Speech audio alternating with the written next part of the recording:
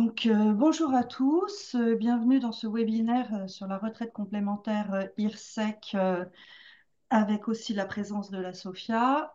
Je vous rappelle, donc je vous demande bien de couper vos caméras et vos micros durant toute la durée du webinaire, s'il vous plaît. Je remercie donc Victor Galvao, le directeur général de l'IRSEC, et Geoffroy Pelletier, le directeur de la SOFIA, de bien vouloir participer à cette séance d'information pour que vous connaissiez bien les règles de la retraite complémentaire et que les choses soient un peu plus claires, surtout que la déclaration annuelle de revenus artistiques arrive bientôt et qu'il est important que vous ayez toutes ces données en tête avant de faire votre déclaration annuelle de revenus artistiques auprès de l'URSSAF. Je remercie aussi Candice Mours qui a organisé ce webinaire avec nous et qui travaille à l'IRSEC et qui répondra notamment aux questions dans le chat. Ça n'est pas une séance interactive, mais vous pouvez poser toutes les questions dans le chat et Candice Moore y répondra. On ne traitera pas, je rappelle, de cas particuliers personnels parce qu'on ne peut pas le faire comme ça en direct devant tout le monde, mais vous pourrez par la suite prendre des rendez-vous si nécessaire avec les conseillers de l'IRSEC. Je laisse donc Victor Galvao débuter la séance. Bonjour Victor, je partage l'écran et tu vas pouvoir diffuser le document.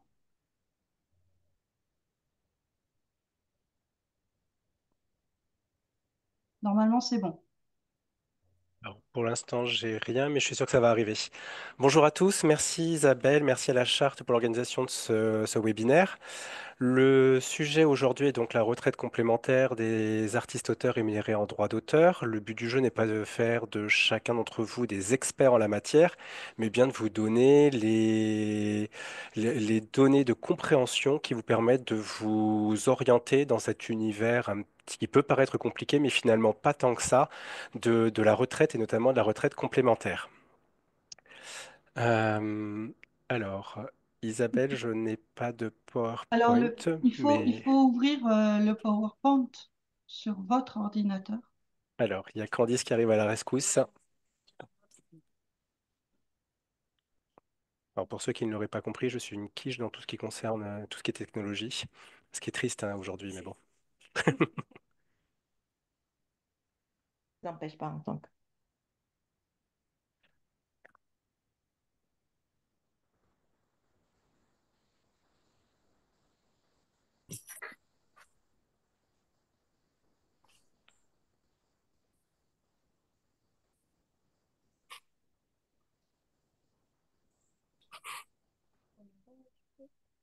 Ouais. Est-ce que vous voyez un PowerPoint? Oui, oui. Eh bien, très bien. On le voit a priori. Ouais. Pas grave.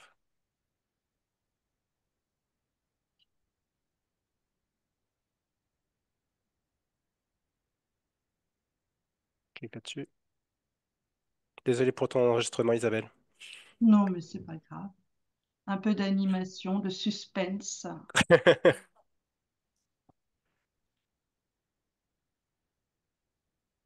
En tout cas, nous le voyons, hein, nous voyons le Ouais, document. Mm. mais moi, je le vois pas et du coup, je peux pas passer les slides.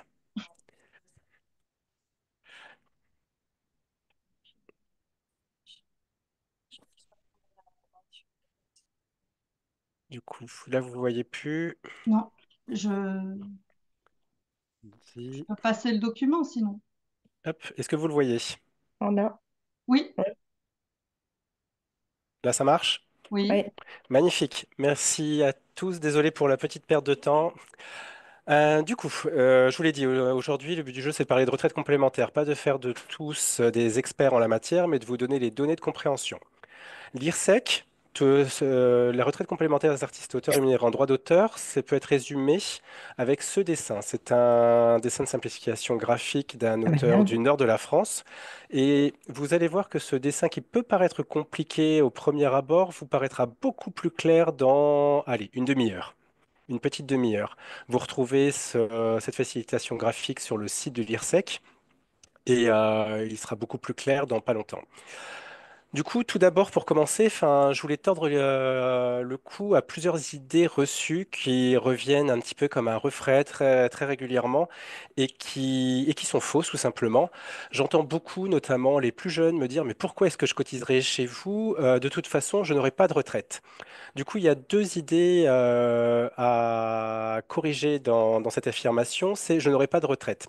Aujourd'hui, les artistes-auteurs ont la chance d'avoir des régimes de retraite complémentaires extrêmement bien gérés par des artistes-auteurs qui viennent de tous les secteurs de la création, les graphistes, les auteurs du livre, traducteurs, plasticiens, photographes. Tout l'univers dramatique est représenté aussi au sein des conseils d'administration. Donc ils font très bien leur travail d'administrateur des différents régimes, et ce qui fait qu'aujourd'hui, les régimes sont très bien gérés. Donc si plus aucune cotisation n'était encaissée, l'IRSEC pourrait payer les prestations existantes, donc les prestations, c'est les retraites, pendant à peu près 24 ans. Donc c'est pour vous donner un ordre d'idée, pour ceux d'entre vous qui seraient salariés du privé, les régimes Agir Carco, c'est à peu près 6 mois. Ça vous donne une idée de la bonne santé des régimes. Donc à la question pourquoi cotiser parce que je n'aurai pas de retraite, je vous dis si, vous aurez une retraite. Aujourd'hui, ce sont des régimes qui sont parfaitement équilibrés et viables sur le court terme, le moyen terme et le long terme. Deuxième idée à laquelle il faut tordre le cou de suite, c'est pourquoi cotiser. Ce n'est pas une option, c'est bien une obligation. Je m'explique. On parle de retraite complémentaire, c'est complémentaire par rapport à une retraite de base. On revient sur ces idées dans deux minutes. Ce n'est pas une mutuelle, ce n'est pas un système d'assurance privée. C'est bien enfin, l'IRSEC est bien un organisme de sécurité sociale qui gère des régimes de retraite complémentaires obligatoires. Dès lors que la cotisation est due, elle doit être payée. Ça n'est pas un choix, il n'y a pas de contrat, il n'y a pas comme vous pourriez souscrire une mutuelle avec plus ou moins d'options. Pour le coup, on est bien sur un dispositif obligatoire. Donc voilà les deux premières idées que je voulais vous présenter. Ensuite, qu'est-ce que l'IRSEC? J'ai commencé à en parler à l'instant. C'est donc trois régimes de retraite complémentaire. Le RAP, qui concerne tous les secteurs de la création. Donc, je le répète, c'est tout l'univers du livre qui nous concerne particulièrement aujourd'hui, les écrivains, traducteurs, illustrateurs du livre, photographes du livre, mais aussi tous les autres secteurs de la création, tous les compositeurs de musique qui ont des droits SACEM, toutes les personnes qui ont des droits audiovisuels, dramatiques, non dramatiques. Donc ça, c'est plutôt l'univers du documentaire. C'est tout ce qui est univers de la photo, tout ce qui est univers des arts plastiques. Donc tous les secteurs de la création sont représentés au sein du RAP, le RAP. Et l'IRSEC, ce sont aussi deux régimes qui viennent en plus du RAP. C'est le RACL pour les personnes qui ont des droits de diffusion qui passent par la SACEM uniquement, et le RACD pour les personnes qui ont des droits d'auteur, des droits de diffusion qui passeraient par la SACD ou qui sont en contrat avec un producteur audiovisuel dramatique. Donc aujourd'hui, le sujet, ça va principalement être le RAP, puisque c'est le régime qui concerne les auteurs du livre, qui est aujourd'hui la cible. Donc vous voyez, c'est donc un régime de retraite complémentaire obligatoire. Nous sommes sous la tutelle du ministère des Affaires sociales et vous avez donc 56 administrateurs qui viennent de toutes les professions, aussi bien retraités que cotisants, qui viennent de tous les secteurs de la création artistique et qui vous représentent. Et vous voyez, c'est 92 000 adhérents, donc cotisants, et 24 000 retraités, ce qui vous donne aussi une indication sur la bonne santé de vos régimes dans la mesure où le ratio démographique est extrêmement favorable. Ensuite, nous avons vu qui cotise à l'IRSEC. Vous l'avez compris, ce sont plusieurs régimes de retraite complémentaire. Aujourd'hui, nous allons surtout parler du RAP, mais qui cotise? Le propos aujourd'hui ne va viser que et uniquement les personnes rémunérées sous forme de droit d'auteur, quelle que soit la forme du droit d'auteur, mais ça ne vise que les personnes rémunérées en droit d'auteur. Peu importe que vous ayez d'autres activités, vous pouvez être salarié, vous pouvez être dentiste, notaire, intermittent du spectacle, peu importe. Ce qui nous concerne aujourd'hui, c'est le sujet du propos aujourd'hui, c'est vraiment que toute la protection sociale attachée aux rémunérations sous forme de droits d'auteur. Si vous avez des rémunérations issues d'une activité d'intermittent, par exemple, c'est souvent des régimes qui se cumulent, eh bien vous cotiserez pour tout ce qui est retraite complémentaire auprès d'audience. Ce n'est pas le sujet de l'IRSEC. Ensuite, qui, euh, qui cotise à l'IRSEC? Nous l'avons vu, tous les secteurs de la création sont concernés, tous, dès lors qu'ils sont rémunérés en droit d'auteur. Après, il y a pour le rap différentes conditions pour accéder à ce régime de retraite complémentaire. L'une des premières conditions, c'est ce qu'on appelle le seuil d'affiliation. Tout le monde ne va pas cotiser au rap. Pour cotiser au rap, il faut avoir perçu un minimum de 10 485 euros l'année dernière pour pouvoir cotiser cette année. Donc, si en 2024, vous avez une assiette sociale, je reviens sur cette notion dans quelques minutes, si vous avez une assiette sociale supérieure à 10 500 euros, une cotisation sera obligatoirement due en 2025. Si vous avez généré moins de 10 500 euros de revenus en 2024, vous n'aurez pas de cotisation à payer au RAP. Vous aurez des cotisations à payer à l'URSSAF, puisque l'URSSAF assure le premier niveau de protection en termes de retraite, la retraite de base, qui s'exprime en trimestre. Donc vous aurez bien des cotisations à payer auprès de l'URSSAF artiste-auteur, l'URSSAF du Limousin, qui vous générera des droits en fonction du montant de vos cotisations, qui s'exprimeront donc en trimestre. Et ensuite, dès lors que vous dépassez les 10 500 euros en 2024 pour 2025, une fois la cotisation payée au RAP, vous générerez des points de retraite complémentaires. Voilà. Toutes les personnes en France, quelle que soit leur rémunération, que ce soit du salaire, que ce soit de l'honoraire, quelle que soit la rémunération, cotise pour une retraite à deux étages, retraite de base. Pour ce qui concerne les artistes auteurs rémunérés en droit d'auteur, c'est l'URSSAF du Limousin qui va gérer, l'URSSAF artiste auteur. Et ensuite, un second étage qui est la retraite complémentaire, qui s'exprimera en points, et c'est le RAP qui est compétent en la matière. Donc voilà, donc toutes les personnes qui auront généré plus de 10 500 euros de droits d'auteur en 2024 cotiseront en 2025.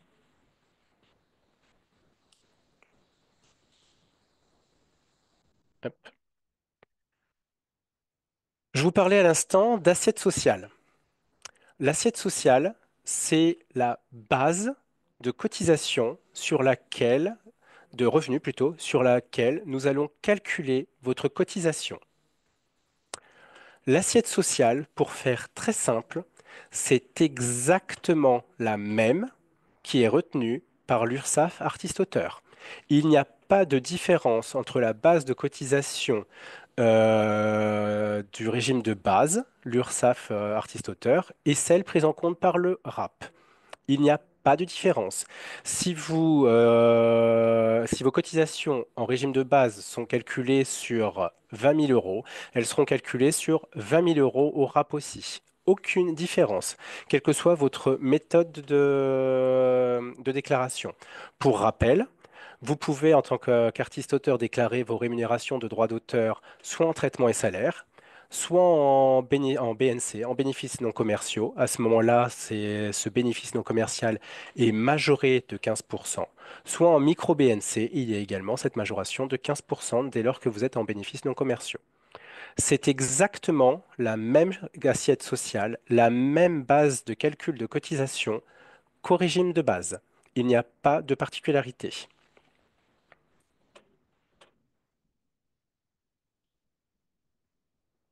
Nous avons donc vu qui cotisait, comment cotiser. Maintenant, nous allons voir les seuils et les plafonds. Donc, je vous l'ai dit, Pour cotiser au RAP, il faut avoir généré plus de 10 485 euros de droits d'auteur en 2024 pour que la cotisation soit obligatoire en 2025. Ça, c'est donc le seuil d'affiliation. C'est aussi le seuil de cotisation. Il y a un maximum qui est de 141 300 euros.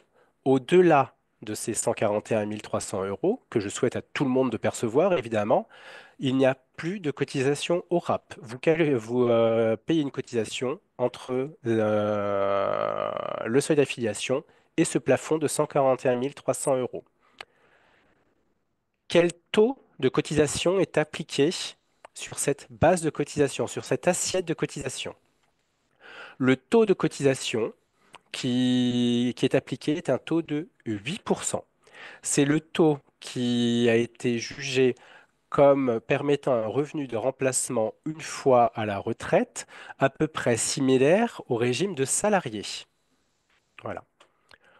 Néanmoins, les conseils d'administration qui sont composés, comme je vous le disais tout à l'heure, d'artistes-auteurs en activité ou retraités, quand ce dispositif a été mis en place, on négocie avec les pouvoirs publics la possibilité, chaque année, de demander à cotiser sur un taux inférieur si la personne, par rapport à ses fonds disponibles, par rapport à sa trésorerie, par rapport à son équilibre financier global, estime que les 8% sont un taux trop important. Il lui est alors possible de demander chaque année, ce n'est pas une demande qui est faite pour toujours, c'est vraiment chaque année, en ligne avant le 30 novembre, que l'auteur qui a généré des droits d'auteur a la possibilité de demander à cotiser à 4%. Qui dit une cotisation à 4% dit aussi moitié moins de droits. La cotisation est réduite de moitié, les droits sont réduits de moitié.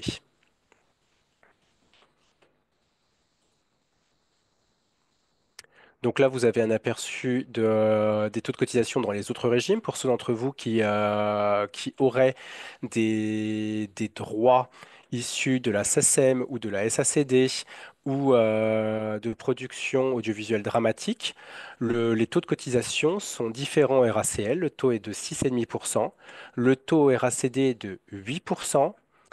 Et dès lors que vous cotisez au RACL ou au RACD pour les droits concernés, le taux de cotisation sera au RAP de 4% automatiquement. Il n'y aura pas de demande à faire, ce sera un taux qui sera appliqué automatiquement. Je passe assez vite sur cette question puisque ce n'est pas le sujet aujourd'hui. Pour la plupart d'entre vous, le taux de cotisation qui sera affiché chaque année, ce sera vraiment un taux de 8%, avec possibilité avant le 30 novembre de chaque année de cotiser sur un taux de 4% si vous estimez que le taux de 8% est trop important. Il y a une particularité pour les auteurs du livre, c'est la prise en charge SOFIA. Je m'explique. Pour toutes les personnes qui exercent leur activité rémunérée en droit d'auteur, qui ont le statut qui exercent en tant qu'écrivain, en tant que traducteur littéraire, en tant que photographe du livre, en tant qu'illustrateur du livre, il y a cette particularité de la prise en charge SOFIA. Cette prise en charge SOFIA, je vais passer la parole à Geoffroy, qui est directeur de la SOFIA, consiste à prendre en charge, dès lors que vous êtes éligible à cette prise en charge, la moitié de votre cotisation annuelle due au RAP. Voilà. Geoffroy, je te laisse poursuivre. Oui, merci. Par contre, je veux bien, comme c'est ton écran, si tu peux continuer Sans à souci. passer les slides. Merci beaucoup. Maintenant, j'ai Oui, trouvé comment faire. Je ne lâche plus la souris.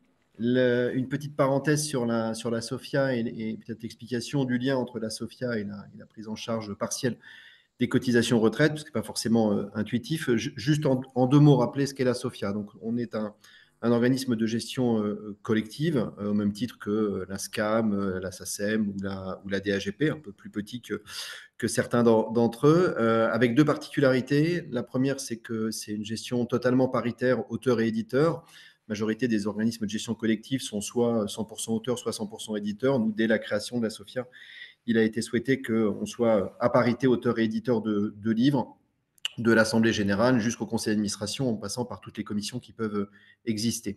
La deuxième particularité, c'est qu'on œuvre uniquement dans le domaine du livre. Alors, c'est que le livre, mais c'est tous les secteurs éditoriaux du livre, aussi bien la bande dessinée, la jeunesse, la littérature générale, la poésie, sciences humaines, etc. Aujourd'hui, on a à peu près un petit peu plus de 13 000 auteurs et autrices qui sont directement adhérents ou adhérentes de la SOFIA. Ça peut être à la fois des écrivains, des illustrateurs ou des traducteurs. Et on représente un peu plus de 600 maisons d'édition qui elles-mêmes constituent un peu plus de 1000 marques éditoriales. Parmi les catégories de droits gérés, c'est essentiellement le droit de prêt, pour lequel d'ailleurs la SOFIA a été créée en 99. Aussi la copie privée numérique, ce sera moins question aujourd'hui, et puis le dispositif des livres indisponibles, qu'on a aussi appelé relire. Alors pourquoi ce lien historique entre le droit de prêt et le RAP? Ça date donc de la loi du 18 juin 2003, et ce dispositif, depuis la loi du 18 juin 2003, n'a pas été modifié. Le droit de prêt, c'est un mécanisme qui repose sur deux sources de financement. Le premier, c'est la première des deux sources, c'est le nombre d'usagers inscrits dans les bibliothèques de lecture publique et dans les bibliothèques universitaires.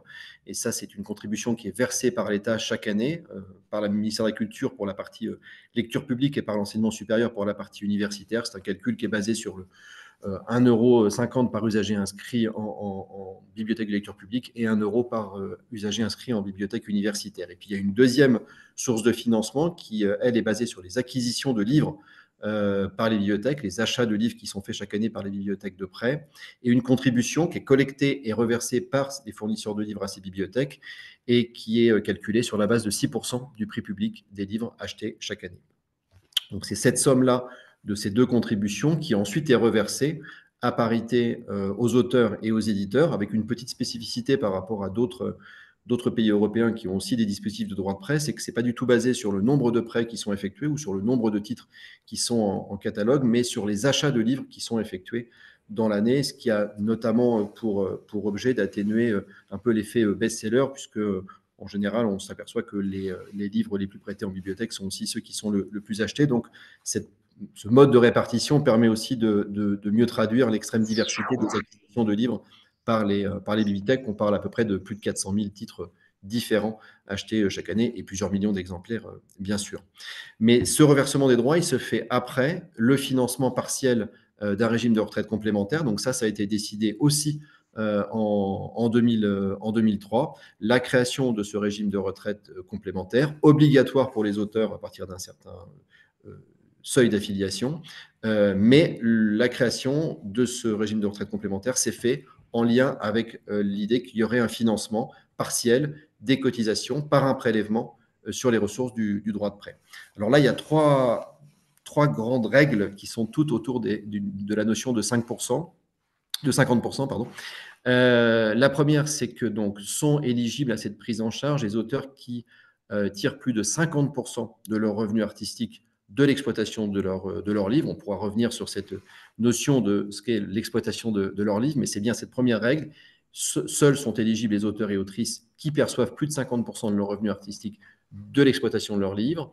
La deuxième règle, c'est que la fraction des cotisations, puisque ce n'est pas une prise en charge totale, la fraction des cotisations qui est prise en charge par le droit de prêt, elle ne peut pas dépasser 50% du montant dû par l'auteur ou par l'autrice. Aujourd'hui, c'est ce maximum, c'est 50% des cotisations qui sont prises en charge par le droit de prêt.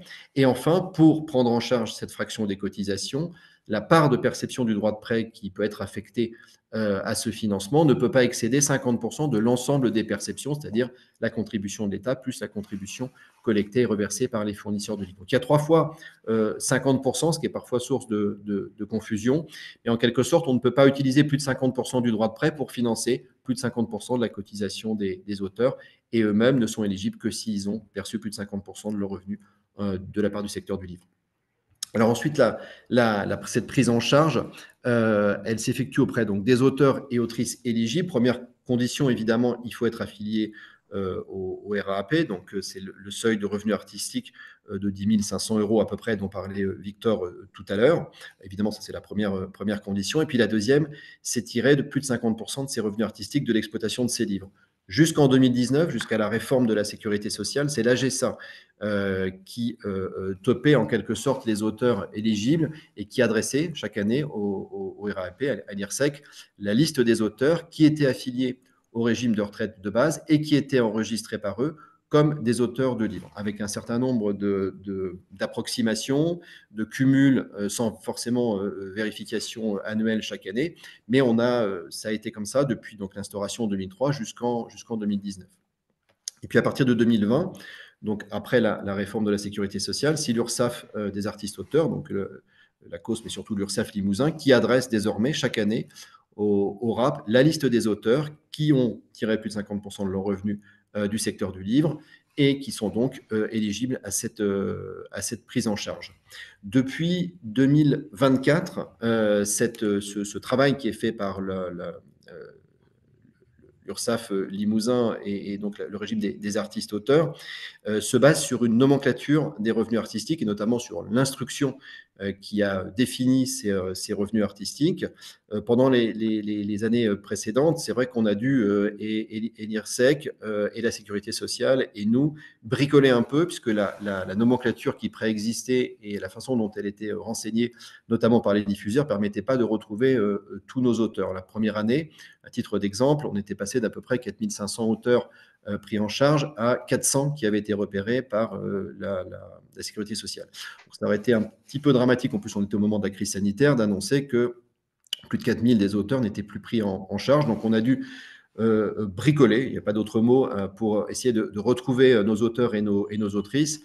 Depuis 2024, c'est l'instruction qui fait foi, et seulement l'instruction et toute l'instruction, en ayant établi la liste des revenus qui sont comptabilisés pour savoir si on a plus de 50% de ces revenus tirés du livre et de l'exploitation de ces livres qui ont fait l'objet d'un contrat d'édition. Donc, il faut que la déclaration, elle cumule à la fois le secteur livre publié à compte d'éditeur et tout ou partie des revenus suivants. Donc, ça peut être la vente et les locations d'œuvres, ça peut être les droits d'auteur qui sont versés par un organisme de gestion collective, les droits d'auteur qui ne sont pas versés par un organisme de gestion collective et en général par vos éditeurs. C'est la partie souvent la plus importante. On y a aussi ajouté la lecture publique, la présentation de son œuvre et ou de son processus de création, y compris les dédicaces, puisqu'elles sont toutes liées finalement dans le prolongement finalement de l'exploitation de son œuvre et du contrat d'édition qui a été fait. Et puis on y a ajouté aussi les prix ou les récompenses pour une œuvre, puisque là aussi elles sont liées. Finalement, elles sont dans le prolongement de la publication et de l'exploitation d'un livre en particulier. Donc la mise en œuvre technique de cette prise en charge, et puis ensuite Victor complétera bien sûr, c'est que l'URSSAF, donc artiste-auteur, adresse au régime de retraite complémentaire, donc au RAP, la liste des auteurs et autrices concernés. Le RAP n'appelle auprès de ces auteurs et de ces autrices que la moitié des cotisations qui sont dues. Et puis à la fin de l'année, en toute fin d'année et avec un complément en tout début d'année suivante, le RAP adresse à la SOFIA la facture qui correspond au montant correspondant au solde qui n'a pas été appelé auprès des auteurs et des autrices, c'est-à-dire 50% du total de leur cotisation. Alors, juste quelques précisions quand même sur cette prise en charge. Rappelez que cette part, elle est prélevée sur le droit de prêt en amont de la répartition des droits qui sont destinés tant aux auteurs qu'aux éditeurs. Ça veut dire que finalement, cette moitié des cotisations, ces 50% qui sont pris en charge par le droit de prêt, ils sont prélevés à la fois sur les revenus de l'ensemble des auteurs qui ont droit à du droit de prêt, mais aussi sur l'ensemble des revenus des éditeurs. Donc, c'est vraiment un cofinancement dès la base entre les auteurs et les éditeurs de cette prise en charge. Deuxième point important, parce que c'est souvent une question qui nous est posée, l'adhésion à la SOFIA ou à tout autre organisme de gestion collective d'ailleurs, n'est absolument pas une condition nécessaire pour pouvoir bénéficier de cette prise en charge des cotisations. Il suffit, nécessaire, mais il suffit de répondre aux critères que j'ai évoqués tout à l'heure. Il n'y a pas de critères d'adhésion à la SOFIA, on n'est pas mieux servi ou moins bien servi parce qu'on serait adhérent ou pas adhérent de la SOFIA, ça n'a pas de lien finalement avec la SOFIA, c'est bien un prélèvement sur le droit de prêt. À tel titre que d'ailleurs la SOFIA n'a pas connaissance, elle n'a pas à avoir connaissance des auteurs et des autrices qui sont pris en charge partiellement par le droit de prêt et qui cotisent au RAP. On n'a évidemment pas connaissance de tous vos revenus. On n'a pas à avoir connaissance de vos revenus artistiques, y compris ceux du livre. Donc, on n'a pas de liste, nous, des auteurs qui sont pris en charge. On a finalement uniquement cette facture finale qui nous est adressée par le RAP. Et puis, pour terminer la présentation sur la prise en charge par la SOFIA, quelques chiffres sur 2023, parce que là, tous les chiffres sont connus et validé. On était à peu près à 6 000 auteurs et autrices concernés, donc il y a eu une augmentation quand même au fil des années du nombre d'auteurs concernés. Un peu plus de 6 millions d'euros de prise en charge par le droit de prêt. Là aussi, on a eu une évolution importante, ce qui correspond à peu près à un petit peu plus de 1 000 euros de prise en charge moyenne par auteur ou par autrice. Et ça, si on regarde la hausse depuis l'origine, depuis 2004, c'est une évolution extrêmement importante de ce montant de prise en charge, parce que ça a été multiplié par 12 en 20 ans. Le nombre d'auteurs a été multiplié par 3 et le montant moyen a été multiplié par 4. Donc aujourd'hui, c'est 6 millions d'euros de prise en charge par le droit de prêt. C'est une part importante du total des perceptions. On perçoit à peu près entre 15 et 16 millions d'euros par an. Donc on n'est pas encore aux 50%, qui est la limite de ce qu'on peut prélever sur le droit de prêt, mais on s'en rapproche quand même d'année en année. Les chiffres 2024, qui ne sont pas encore totalement définitifs, laissent entendre qu'on serait maintenant quand même sur une sorte de stabilisation. On est à peu près autour des 6 000 auteurs et sur un montant qui est peut-être même un petit peu inférieur à 6 millions d'euros, mais c'est devenu l'ordre de grandeur depuis 2-3 ans. Ça veut dire par contre, à contrario, une diminution du montant qui est distribué aux auteurs et aux éditeurs au titre du droit de prêt, parce que c'est le solde de tout ça qui est in fine redistribué. Voilà, puis bien sûr, à votre disposition pour des questions après la fin de la présentation par Victor, à qui je redonne la parole. Et merci pour les slides. Merci Geoffroy. Donc voilà, pour les auteurs du livre, cette particularité qui est assez importante, c'est quand même 50% de la cotisation. Geoffroy a été assez complet sur le sujet. Comment est-ce que l'on sait, nous, au niveau de la retraite complémentaire, au niveau du RAP, que vous avez perçu des droits d'auteur? Il y a deux moyens de le savoir. Soit vous, en tant qu'auteur qui êtes rémunéré en droit d'auteur, vous nous l'indiquez. Et ça se fait exactement au même moment que pour l'URSSAF artiste-auteur, l'URSSAF du Limousin à partir de fin avril. Cette année, on n'a pas encore la date précise, mais ce sera comme tous les ans à partir de fin avril.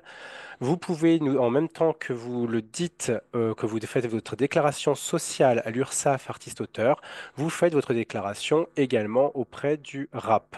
Cette déclaration pour la retraite complémentaire est beaucoup plus simple. On ne demande pas le détail de vos revenus, de vos revenus droit d'auteur.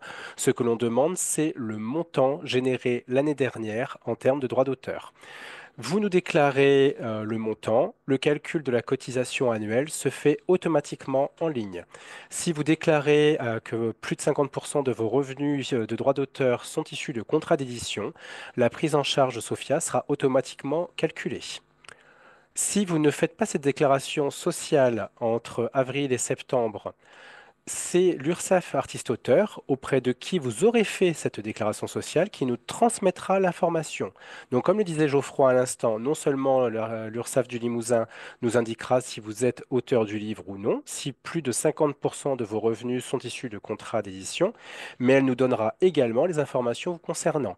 Ce n'est pas toutes les informations qui nous sont transmises, c'est vos données d'identification, bien évidemment, nom, prénom, numéro de sécurité sociale, et votre assiette sociale, la base de cotisation sur laquelle nous allons nous pouvoir calculer la cotisation due au RAP.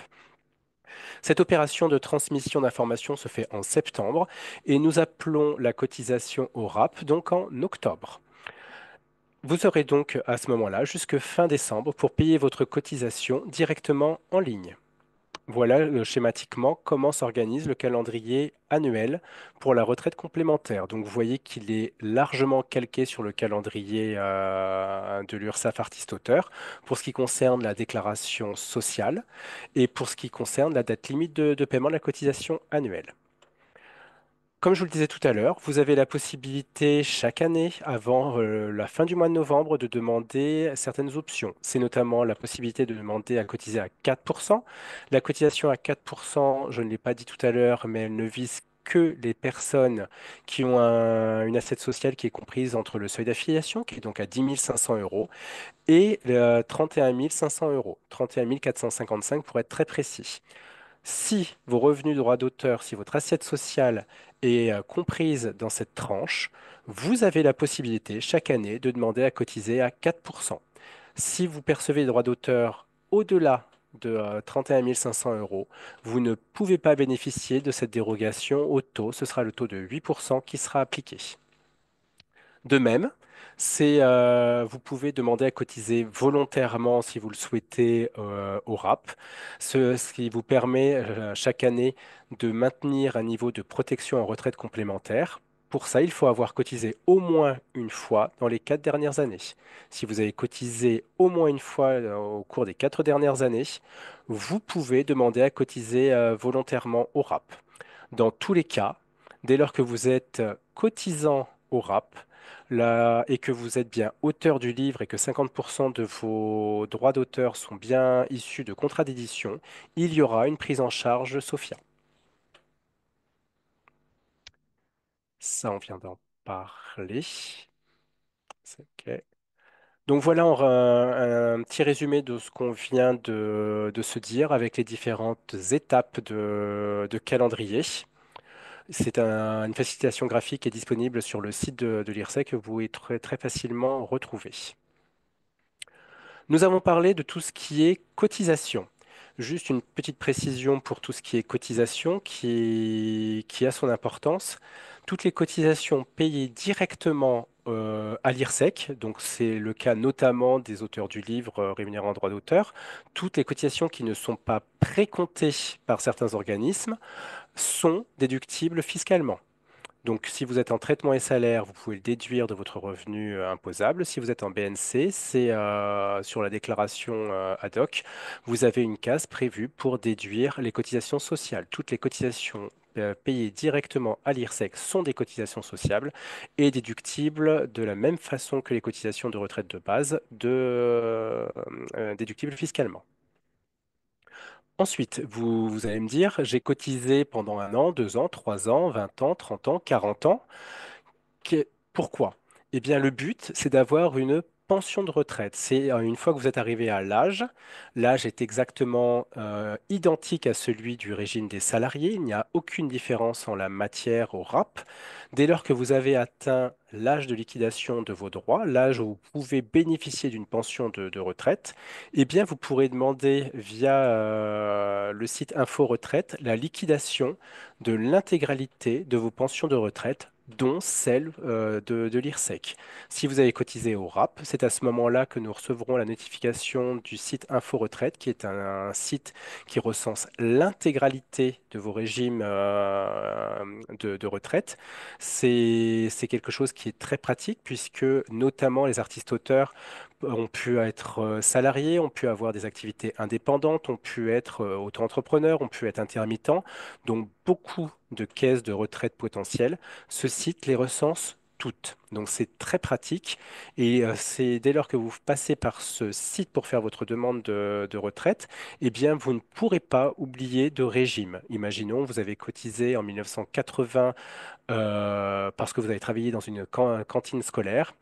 Vous avez cotisé à ce titre à l'IRCantec, eh bien pour le coup, enfin, ce site vous permet de ne pas passer à côté de cette cotisation de 1980 à l'IRCantec. C'est un exemple, j'aurais pu prendre n'importe quel exemple. Là, c'est la cantine scolaire qui a été sélectionnée. Donc une fois que nous avons la demande de liquidation de retraite, nous calculons votre retraite et c'est une simple multiplication. Comme je vous le disais tout à l'heure, la retraite complémentaire s'exprime en points. Les points ont une valeur. C'est le nombre de points multiplié par la valeur du point. Voilà. Et ça, c'est la retraite brute annuelle. Pour la retraite, voilà. Juste une petite précision.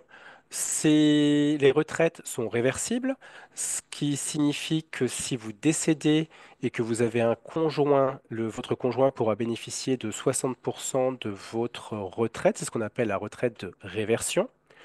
Pour pouvoir en bénéficier, il faut avoir minimum 60 ans et avoir été marié. J'insiste sur cette condition de mariage puisque le concubinage et le PACS ne fonctionnent pas. Il faut avoir été marié pendant au moins 18 mois avec la personne décédée. Et s'il y a plusieurs conjoints, il y aura une répartition qui se fera de la pension de réversion au prorata de la durée de mariage. Voilà. Hop, vite. Sur le portail adhérent de l'IRSEC, vous retrouvez une interface de communication avec nous. Vous pouvez demander un rendez-vous téléphonique, c'est quelque chose qui marche très bien. Enfin, vous prenez rendez-vous pour mardi 15 heures. Donc mardi 15 heures, nous savons que nous vous contactons, nous avons votre dossier, vous avez préparé vos questions. C'est quelque chose qui fonctionne très bien et qui est très pratique. Vous pouvez télécharger tous vos documents, attestation fiscale, notification de retraite et autres. Vous pouvez déclarer votre assiette sociale, comme je vous le disais tout à l'heure, à partir de fin avril, exactement même date que l'URSSAF artiste-auteur. Vous pouvez payer vos cotisations avant le 31 décembre. Vous pouvez mettre en place vous-même un échéancier de paiement sur 3 mois, 6 mois, 9 mois, si vous souhaitez étaler vos paiements de cotisation. Si vous avez besoin d'un délai supérieur à 9 mois, à ce moment-là, il faut nous contacter. Ce contact se fait également par le portail adhérent. Et à ce moment-là, votre dossier est étudié. Il y a toujours possibilité d'aller au-delà des 9 mois. Voilà pour le portail adhérent qui est un outil assez bien fait. Et voilà, enfin, les modalités de contact. Voilà ce que je pouvais vous dire de façon très synthétique sur la retraite complémentaire des artistes-auteurs. Du coup, je ne sais pas s'il y a des questions.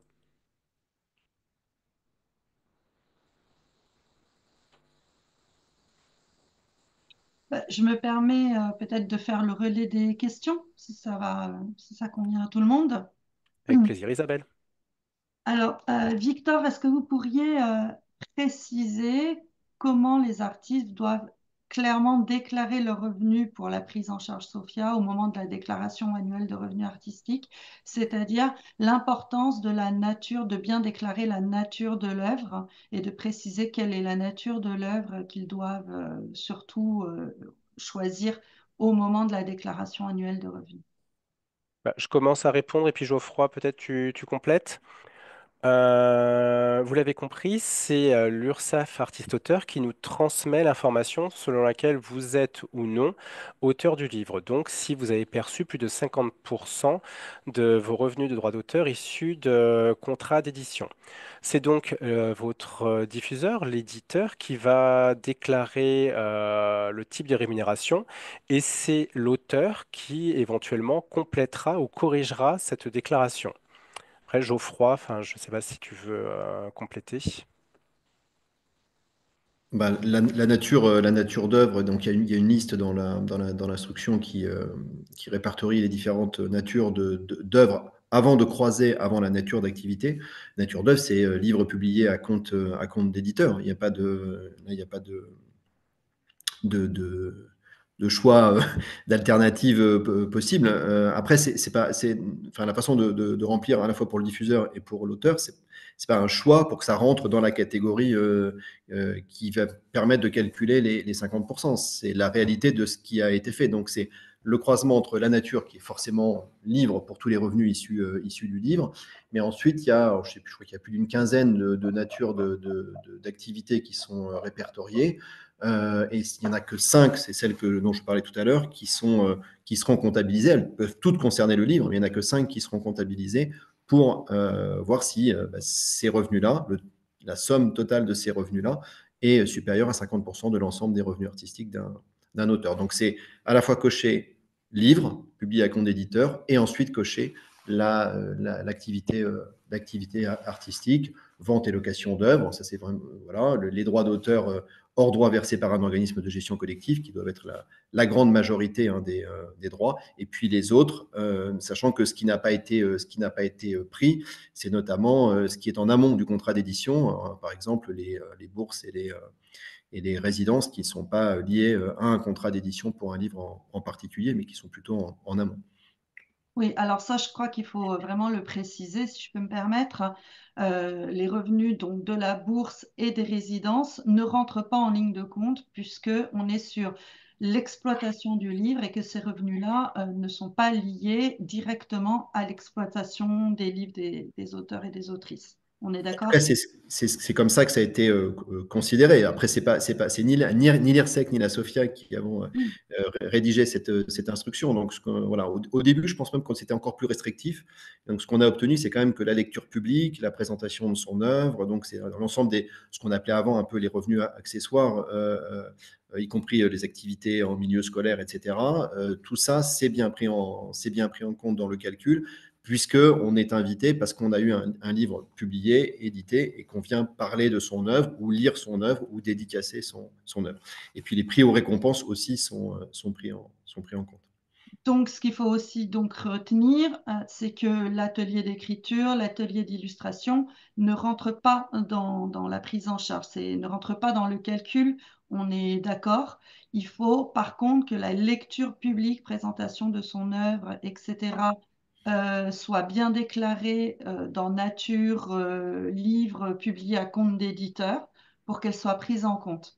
C'est ça qu'il faut vraiment comprendre, c'est que quand on a fait une lecture, il faut absolument la déclarer dans ce topic de nature de l'œuvre publié, donc livre, pardon, publié à compte d'éditeur. Et là, la lecture sera prise en compte dans le calcul.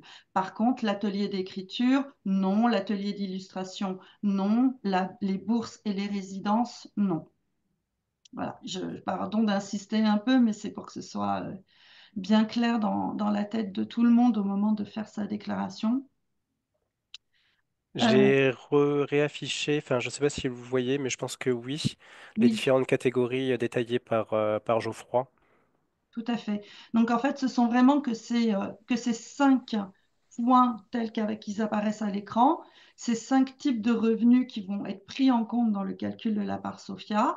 Mais pour que ces 5 revenus soient pris en compte, il faut absolument que vous les déclariez, pardon, comme livres publiés à compte d'éditeur. C'est ça aussi qui n'est pas forcément instinctif, hein. Par exemple, la lecture.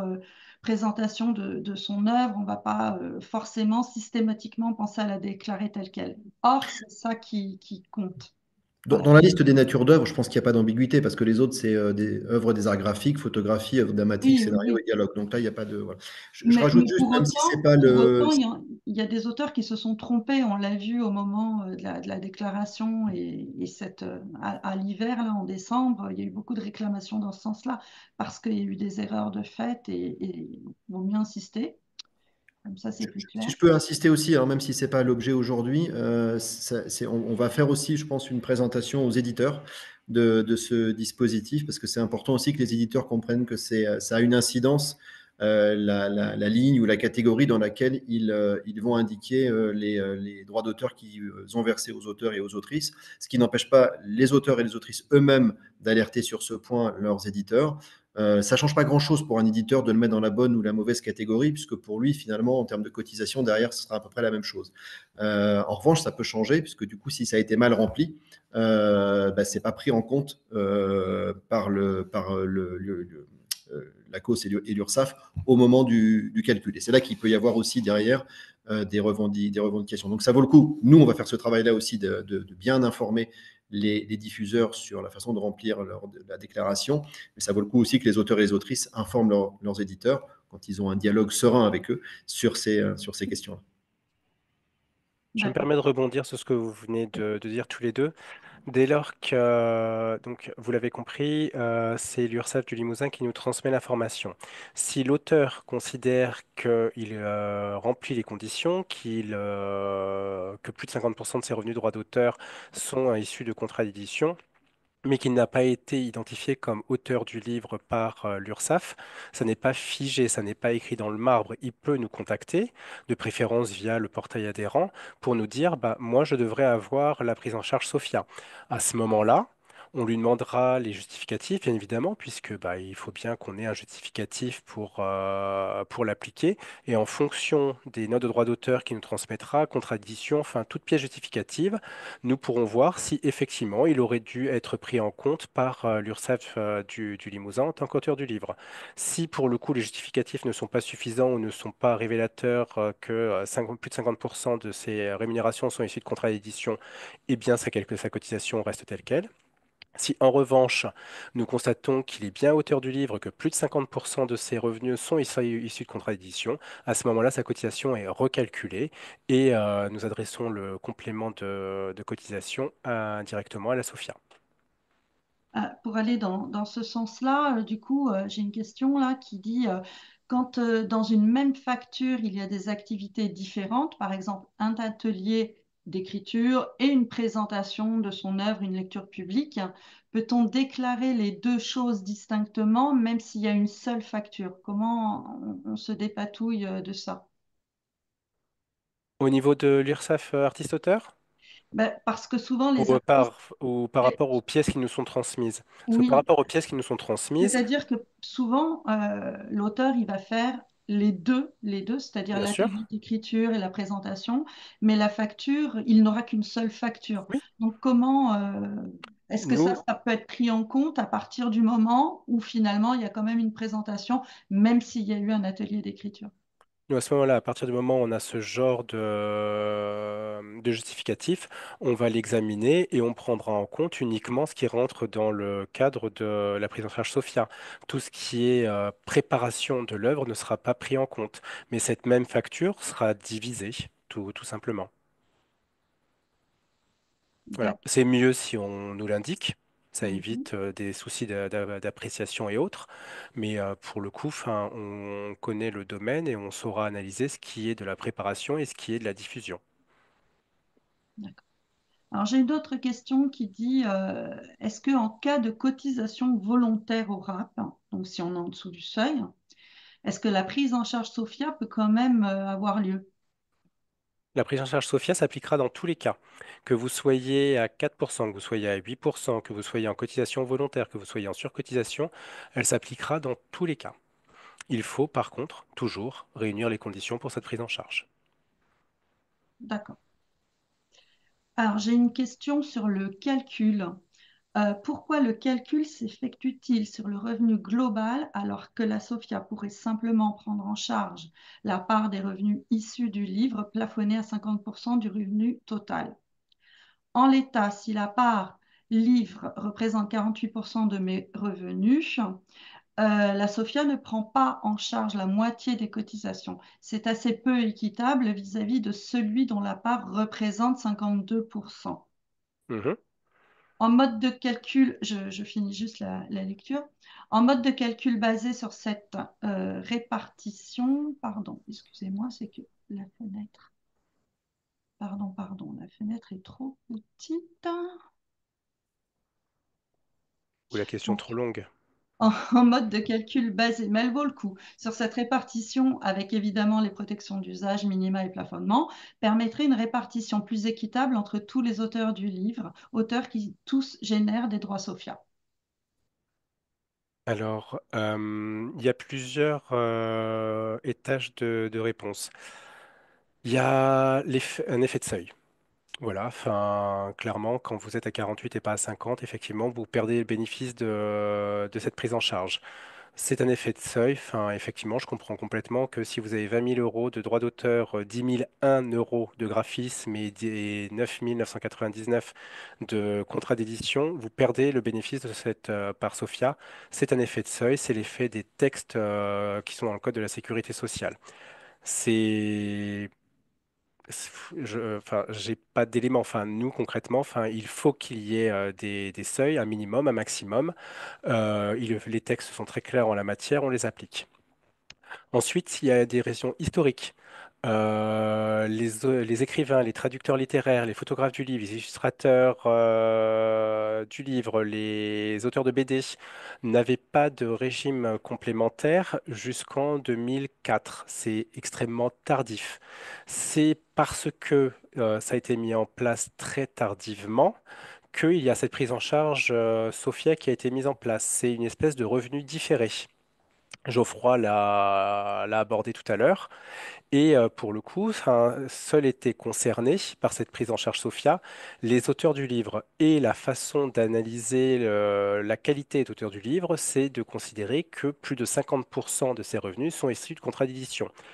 C'est quelque chose qui peut être discutable, mais c'est le critère qui a été pris en compte dans les années 2000 quand ça a été mis en place. Oui, si je peux peut-être rajouter, tout à fait dans le sens de ce que dit Victor, hein, ce qui avait été décidé à l'époque, c'était bien une prise en charge des auteurs du livre, c'est pas une prise en charge des revenus livres. Et non, parce que du coup, dans ce cas-là, il faudrait prendre en charge l'intégralité, enfin la moitié des cotisations, mais de l'intégralité des cotisations dues au titre du livre par tous les auteurs qui sont affiliés au régime de retraite complémentaire de l'IRSEC. Là, je pense que le droit de prêt n'y suffirait pas.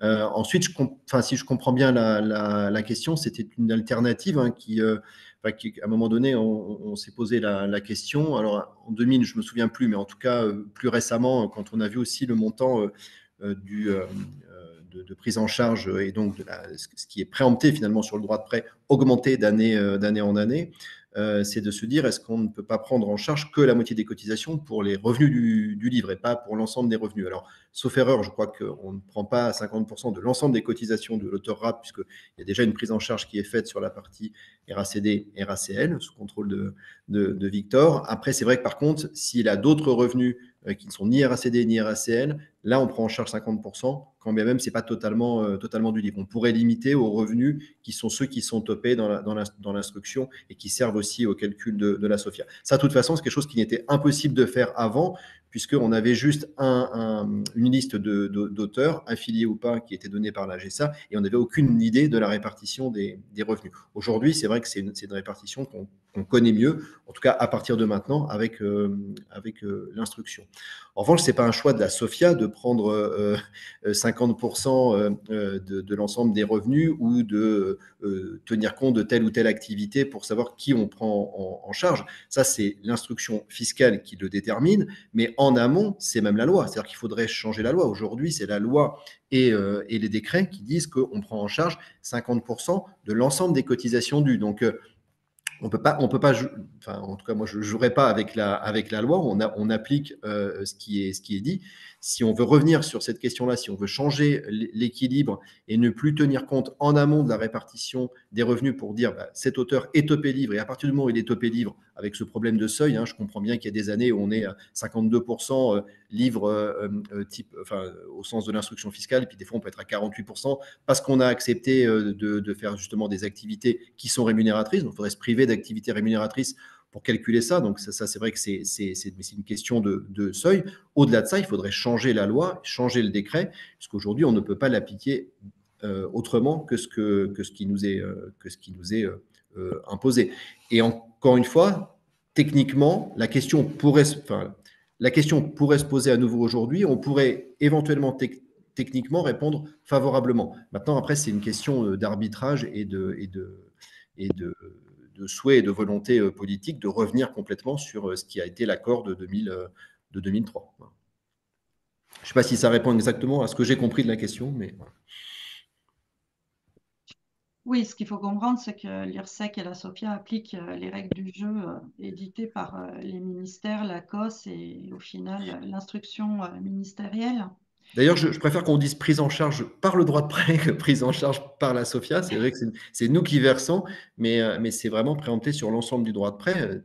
Alors, je disais tout à l'heure, c'est préempté avant même redistribution entre auteurs et éditeurs, mais avant même redistribution éventuellement aux autres organismes de gestion collective. Donc, c'est vraiment un prélèvement tout en amont de la perception du droit de prêt. Donc, c'est vraiment une prise en charge droit de prêt vers les auteurs qui sont aujourd'hui, qui rentrent dans la définition actuelle d'un auteur du livre. Ce n'est pas une prise en charge des revenus du livre, c'est vrai. Alors, par contre, je n'ai pas compris l'expression revenu, puisque tous les revenus sont des revenus de droit Sofia. Ça, je n'ai pas bien compris la dernière de tes phrases, mais je ne sais pas ce que ça veut dire. Alors, oups. Ce sont que des revenus gérants, tous les revenus gérants du droit Sofia. Ça, je n'ai pas bien saisi ce que.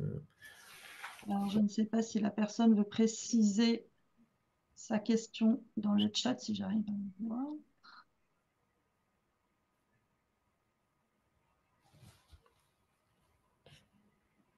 Euh, tout. Hmm. Alors, je continue donc sur cette question-là. À noter enfin que le mode de calcul actuel va contraindre nombre d'auteurs à effectuer des acrobaties comptables en demandant des paiements différés et ou anticipés en fin d'année afin d'éviter qu'un règlement ne fasse basculer la part de revenus issus du livre en dessous des 50% du total. Pire, il pourrait s'avérer plus avantageux de refuser un travail autre que le livre plutôt que de l'accepter, au risque sinon de voir sa part autre que le livre dépasser les 50% et perdre ainsi la prise en charge Sophia. Il est totalement absurde d'imaginer qu'en travaillant moins, on puisse gagner plus, et pourtant, c'est exactement ce qu'on nous suggère. Alors moi, si je peux me permettre, Isabelle, moi je ne l'ai jamais vu ce genre de situation. Je n'ai jamais, jamais, jamais eu une remontée d'auteur qui ait refusé une rémunération pour avoir la prise en charge Sophia.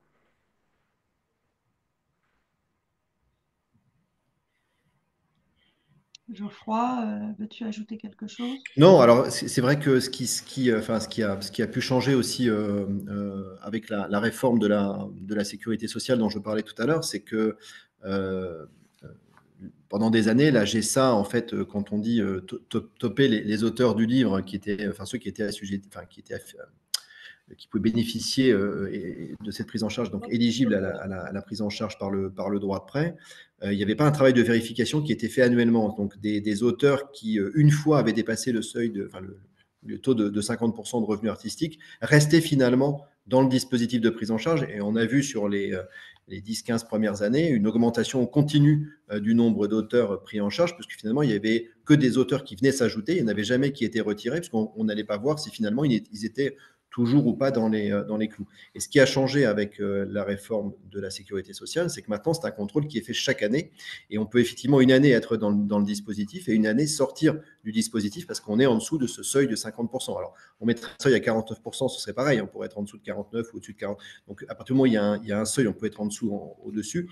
Donc, ça a pu changer et c'est ça qui peut faire aussi que c'est une question qui se pose peut-être plus maintenant qu'elle ne s'est posée dans le passé, où on ne sortait, une fois qu'on était entré dans le dispositif, on n'en sortait quasiment jamais, ce qui n'était pas normal et ce qui n'était pas logique et ce qui n'était pas réglementaire non plus. Mais ça, c'était une défaillance à l'époque du système. Donc c'est vrai que c'est peut-être pour ça que la question peut se poser plus aujourd'hui qu'elle ne se posait précédemment.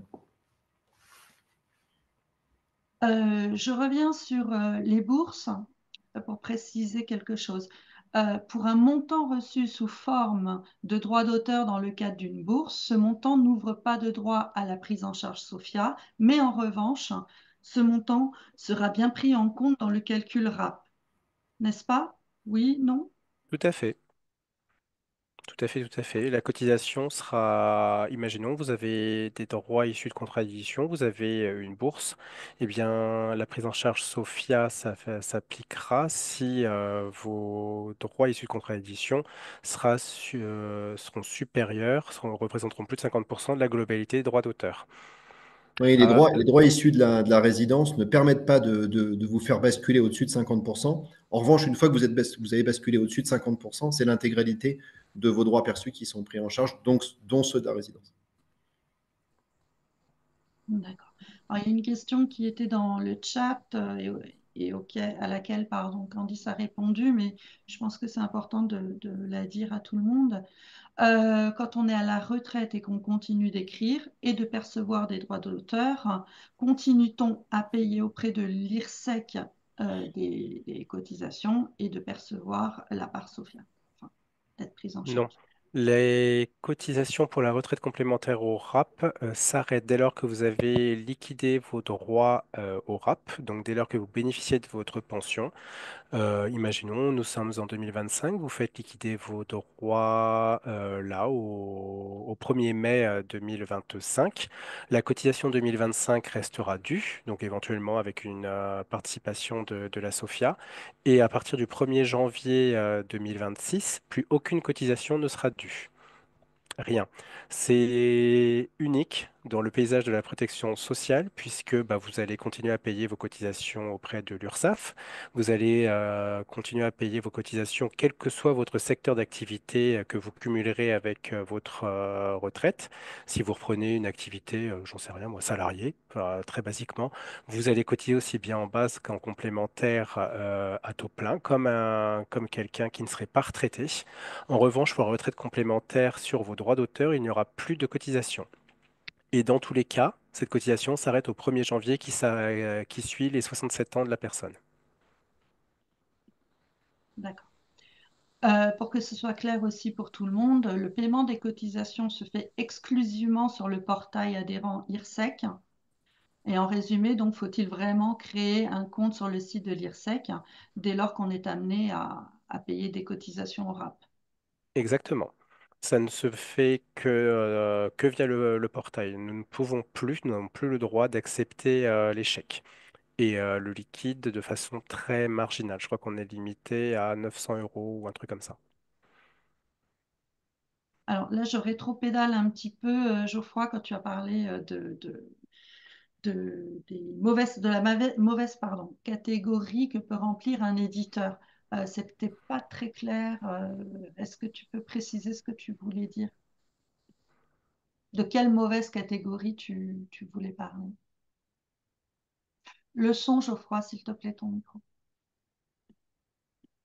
Soit il peut remplir la mauvaise catégorie dans la liste des natures d'œuvres, c'est-à-dire ne pas remplir livre publié à compte d'éditeur si on est, je sais pas, sur un diffuseur qui est pas essentiellement éditeur et qui fait peut-être autre chose, mais qui a fait à l'occasion un livre, bah, il peut mettre éventuellement sa catégorie principale à lui en oubliant que dans ce revenu-là, c'est la catégorie livre. Ou s'il hésite, il y a malheureusement une catégorie qui s'appelle autre. Et pour en avoir discuté avec le directeur de la sécurité sociale des artistes auteurs, il y a quelques diffuseurs qui, en ne souhaitant pas préciser parce qu'ils ont un doute, préfèrent mettre autre, mais sauf que quand c'est autre, bah, ensuite c'est pas pris en compte. Ou alors se tromper sur la nature de l'activité artistique en estimant, je ne sais pas moi, que par exemple une activité de dédicace et rentre pas dans ce qui doit être pris, ou en mettant les dédicaces faites à l'occasion, je sais pas, d'une résidence dans la catégorie bourse et résidences. Donc voilà, il faut être vigilant sur le fait que l'éditeur ne se trompe pas à la fois sur la nature de l'œuvre et à la fois sur les catégories artistiques, c'est-à-dire les activités pour lesquelles il a rémunéré un auteur. Je pense que c'est assez simple quand on est sur un éditeur qui ne fait que de l'édition de livres et qui ne fait que verser des droits d'auteur pour l'exploitation des ouvrages en librairie notamment, ça doit aller. Mais quand on est sur des activités un peu particulières, voilà, il peut y avoir un risque. Donc, il faut mieux être vigilant du côté de l'auteur sur ces déclarations-là. Encore une fois, ça ne change rien pour l'éditeur, qui aura les mêmes taux de cotisation à payer, mais ça peut changer pour l'auteur, qui du coup se retrouve au-dessus ou en dessous de ce fameux taux de 50%. D'accord. Une nouvelle question, est-ce qu'une commande de texte par une université payée en droit d'auteur entre-t-elle dans la catégorie définie? Il y a un contrat d'édition. Si c'est un contrat d'édition avec un livre publié, peu importe que ce soit une commande, il y a des commandes, enfin, que ce soit une université ou un éditeur ou une association, voilà, s'il y a une publication d'un ouvrage qui est le résultat d'une commande, il y a plein de commandes hein, dans l'édition de livres sur tel ou tel sujet. La seule question, c'est est-ce qu'il y a eu publication d'un livre et à compte d'éditeur et que les revenus sont tirés de cette publication. Un avaloir, on est avant la publication du livre, entre évidemment dans, ce, dans cette catégorie. Alors souvent dans les livres universitaires sont des œuvres de collaboration, il y a plusieurs auteurs, mais ça change rien à partir Ça du change moment. rien. Il faut absolument par contre qu'on ait signé un contrat avec l'université. qui stipule que le livre va être publié. Y compris à une rémunération sous forme de forfait qui continue d'exister dans certains cas, normalement très, très limités. D'accord. Et une question sur la surcotisation. La surcotisation proposée par l'URSSAF permet-elle d'atteindre le seuil minimum pour cotiser au RAP? Non. La surcotisation à l'URSSAF permet vraiment à l'auteur, de façon dérogatoire, de valider ses trimestres uniquement. Nous, ce qu'on prend en compte, c'est l'assiette sociale. C'est vraiment que ça. Donc l'assiette sociale, c'est donc ses revenus réels, pas la surcotisation, qui doit tourner autour de 6 à 7 000 euros, je crois, un truc comme ça. Voilà, enfin, l'auteur qui serait sous l'assiette sociale des 10 450 euros, sa seule possibilité, c'est de cotiser volontairement. S'il a cotisé au moins une fois sur les 4 dernières années, comme je vous le disais tout à l'heure, il a la possibilité de cotiser volontairement. C'est une option qui lui est offerte s'il réunit les conditions directement en ligne. Cette possibilité ne lui est pas offerte en ligne s'il ne justifie pas des conditions. Euh, Là, j'ai une question sur les résidences d'auteurs du CNL. La question, c'est que, en fait, le mot résidence peut prêter à confusion quand on déclare à l'URSSAF. Or, une résidence d'auteur au CNL n'est pas une résidence de création, c'est une rencontre en vérité avec souvent des élèves et ça devrait s'apparenter à une lecture publique, présentation de son œuvre. Du coup, quand on fait sa déclaration, il peut y avoir un quiproquo et une non prise en charge alors que ça devrait l'être. Vous voyez ce que je veux dire? Le mot résident Dans le cas d'une prêter à déclaration confusion. par l'auteur ou par le CNL?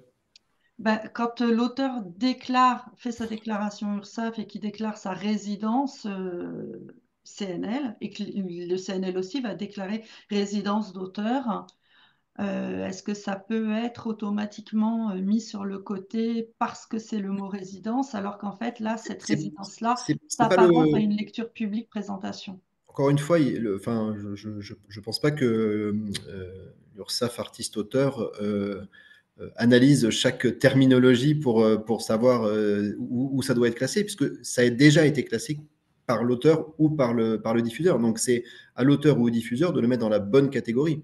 Alors, il peut y avoir un contrôle par l'URSSAF, d'ailleurs c'est une des recommandations, je crois, de la Cour des comptes, qui a un contrôle un peu plus important, mais c'est une fois que c'est entré dans la catégorie, donc c'est à l'auteur de le mettre dans la bonne catégorie.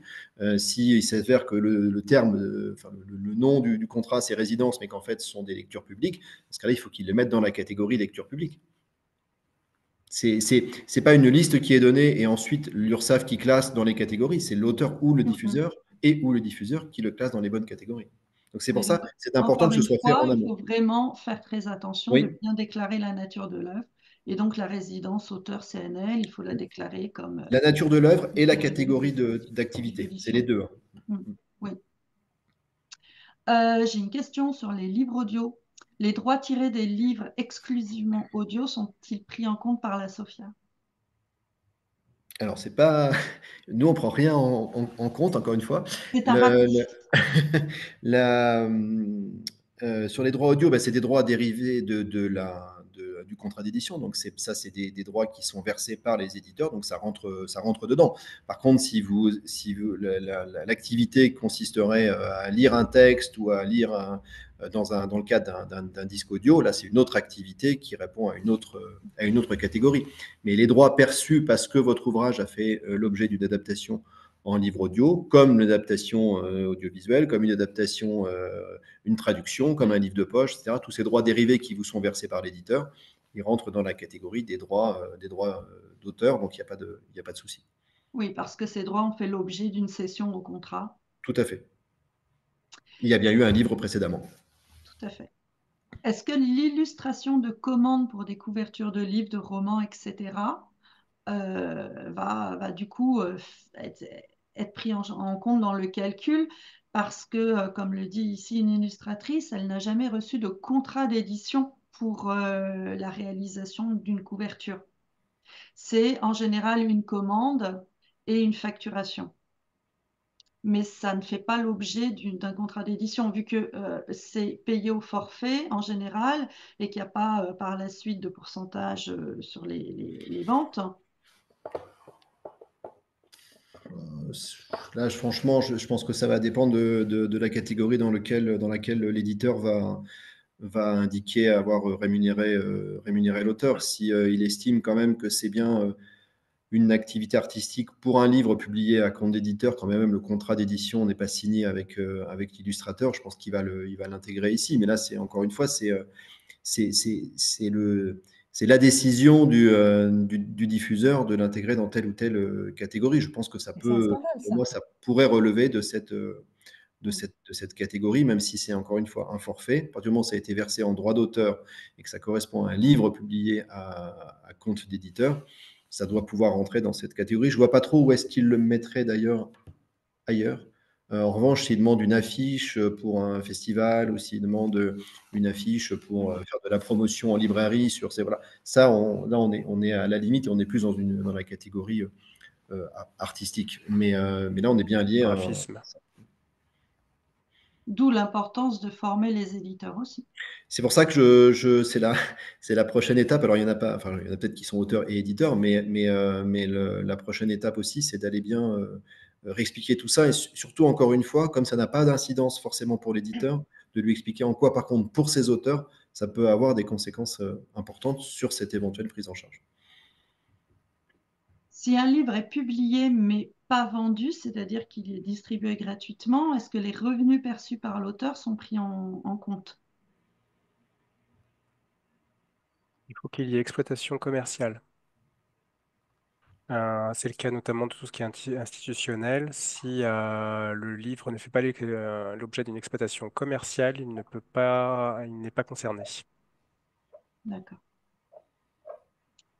Pourquoi une surcotisation auprès de l'URSSAF pour 4 trimestres n'est-elle pas prise en compte par l'assurance retraite qui semble se référer à l'IRSEC à ce sujet? Je crois qu'il y a une incompréhension. L'assurance retraite, c'est le régime de base. L'URSSAF s'occupe de la cotisation, l'assurance retraite s'occupe de la liquidation des droits. Comme je le disais tout à l'heure, pour la partie retraite complémentaire, ce que l'on prend en compte, c'est la réalité des droits. Que vous surcotisiez ou non au régime de base est transparent pour la retraite complémentaire. La retraite complémentaire va s'appliquer dès lors que vous avez pas dépassé les 10 500 euros de revenus de droit d'auteur. Si vous êtes en dessous, il y a la possibilité de cotiser volontairement. Si vous êtes au-dessus, la cotisation est obligatoire. Mais si vous avez, de façon factice, entre guillemets, surcotisé en base, ça n'a pas de conséquences pour la complémentaire. Là, je reviens juste sur la particularité de la presse jeunesse du magazine, parce qu'il y a eu plusieurs questions, même si Candice y a aussi répondu. Je pense que comme la question est un peu récurrente. Euh, donc, tout ce qui relève de la presse jeunesse ne concerne pas la SOFIA. Ah, oui, c'est vrai. Il n'y a pas de droit Excuse-moi, de prix. excuse-moi, Isabelle, j'ai eu un écho et j'ai pas entendu. Oui, alors, je parlais de la presse jeunesse. Est-ce que l'illustration de presse dans un magazine jeunesse compte comme un livre publié? Alors, Il me semble que non, parce qu'il n'y a non, il pas y a de une, droit de prêt, hein. Geoffroy, tu ah non, confirmes? non, mais il n'y a aucun lien avec il y a aucun lien avec le droit de prêt, hein. Ça, il faut se sortir là. C'était peut-être ça la question tout à l'heure sur des droits générés, Sophia. Il n'y a aucun lien avec le fait de générer ou pas du droit de prêt, hein.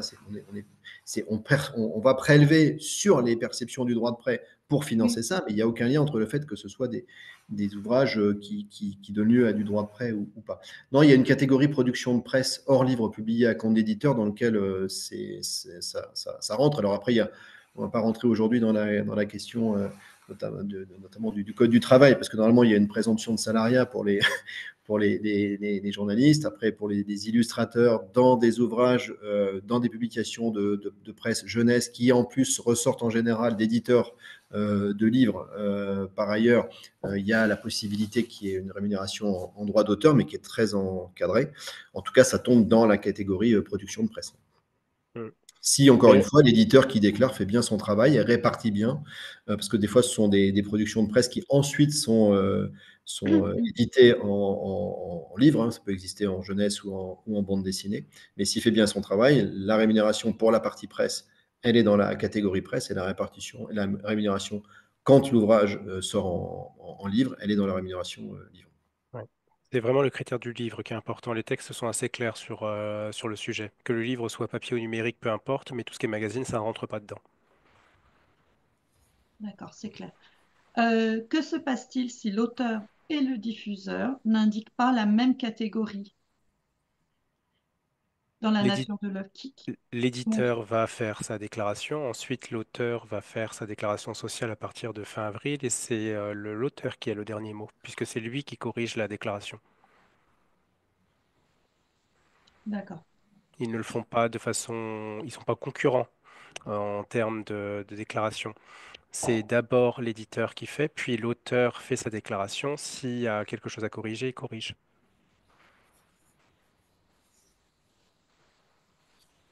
Parfait. Ça, c'est important de le comprendre. Ben, écoutez, je pense qu'on a relayé les questions.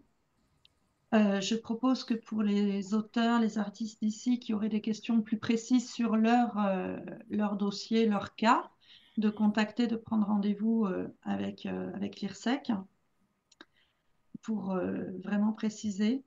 Alors, une dernière pour insister sur la longue question précédemment posée. Donc, l'auteur en question précise, mais peut-on imaginer que la SOFIA et l'IRSEC demandent au législateur une modification de la loi pour inclure les auteurs en dessous du seuil des 50%? Auteurs qui, eux aussi, génèrent des droits SOFIA. Il serait plus équitable qu'ils puissent également bénéficier de cette prise en charge. Je ne comprends pas le auteur qui génère des droits Sophia, pardon, mais ça, c'est l'expression, je la comprends pas du tout. Je vois pas à quoi ça renvoie. Euh, de toute façon, il y a un moment, il va falloir qu'on se remette autour de la table, puisque si à un moment donné, le prélèvement nécessaire sur le droit de prêt pour financer les cotisations des auteurs au RAP dépasse les 50%, on se rapproche dangereusement des 50%. On ne pourra pas être dans une double injonction contradictoire, c'est-à-dire devoir cotiser, enfin devoir prendre en charge 50% des cotisations et ne pas avoir le droit d'utiliser plus de 50% des sommes pour le faire. Et de toute façon, avant même d'arriver à cette éventuelle injonction contradictoire, il y a la question de l'équilibre entre ce qui reste distribué aux auteurs et aux éditeurs. Je rappelle quand même que le droit de presse, c'est 60 000 auteurs concernés chaque année, plus de 3 600 maisons de l'édition. Si une part trop importante est prélevée pour le régime de retraite complémentaire, il en reste beaucoup moins pour le droit de presse, qui est quand même à l'origine ce pourquoi on a transposé la directive européenne. Donc cette question de toute façon d'équilibre et d'arbitrage, elle va se poser. Et à cette occasion-là, puisqu'encore une fois, désormais techniquement, on a une meilleure connaissance de la répartition des revenus d'un auteur grâce à cette instruction, sous réserve qu'elle soit bien remplie, alors la question pourra se reposer. Mais à ce moment-là, c'est moins le rôle de la SOFIA et de l'IRSEC que celui des associations qui représentent les auteurs, de dire que la façon dont aujourd'hui c'est organisé ne leur convient pas ou ne leur convient plus, et de voir comment il faudrait éventuellement l'adapter. Avec une petite mise en garde, quand on rouvre un sujet législatif, surtout en ce moment, quand on connaît les questions budgétaires de l'État. Ce n'est pas forcément le point pour lequel on a rouvert le débat législatif qui est le seul discuté et qu'il faudrait faire attention à ne pas tout perdre au prétexte de vouloir réaménager éventuellement certaines choses. Donc, tout est toujours possible, hein. On peut défaire une loi qui a été faite et la refaire, etc. Ça, voilà, c'est compliqué. Il faut que ce soit quand même en lien, parce que là, on joue sur le code de la sécurité sociale, le code de la propriété intellectuelle et la loi sur le prix unique du livre. Donc, faisons quand même attention à ces trois lois qui sont importantes pour nous et aux textes réglementaires qui en découlent. Mais de toute façon, à un moment donné, cette question de l'équilibre entre ce qui sera prélevé pour le régime de retraite complémentaire et ce qui reste distribuable au titre du droit de prêt pour les auteurs et les éditeurs, elle devra être posée. Et à ce moment-là, toutes les hypothèses ou les alternatives pourront être étudiées, notamment celle de se dire, ben, c'est plus l'idée de dire on prend en charge les cotisations des auteurs du livre, ce serait de dire on prend en charge les cotisations livres de tous les auteurs, quels qu'ils soient. Alors, de tous les auteurs, quels qu'ils soient, je pense que là, budgétairement, pour le droit de presse, c'est impossible.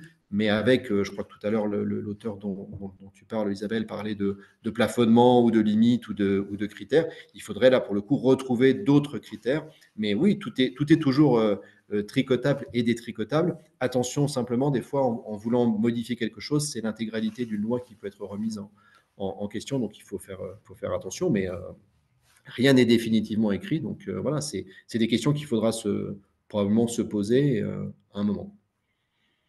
Je ne sais pas si ça répond à la question de cet auteur, mais voilà, en tout cas, je pense qu'on a compris la question. Et moi, c'est quelqu'un qui a bien saisi le dispositif, en tout cas, de prise en charge. Il a travaillé son sujet.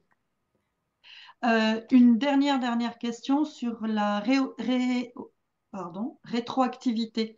Est-ce que la demande peut être rétroactive si on se rend compte que l'année dernière ou il y a 2 ans, on aurait dû bénéficier de la prise en charge et que ça n'a pas été le cas?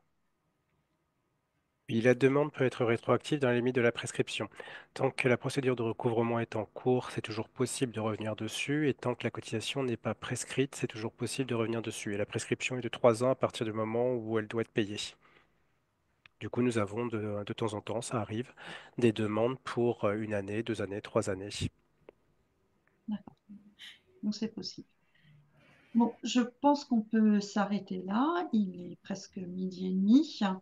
Je vous remercie tous les deux et merci aussi à Candice qui a géré le chat. J'espère qu'on a pu répondre au maximum des questions. Je le répète, vous pouvez toujours prendre un rendez-vous pour traiter vos cas particuliers. N'hésitez pas. N'hésitez pas aussi à faire appel à la charte. On fait remonter des cas et les services de l'IRSEC les prennent en compte et répondent. Voilà, ne restez pas tout seul avec vos questions. J'espère que ça aura été vraiment utile et que vous allez pouvoir faire vos déclarations en meilleure connaissance de cause. Merci beaucoup Geoffroy, merci Victor, merci Candice. Et Merci puis, Isabelle. bonne journée. Au Merci revoir. Isabelle. Au revoir. À bientôt. Au À revoir. bientôt. Au revoir.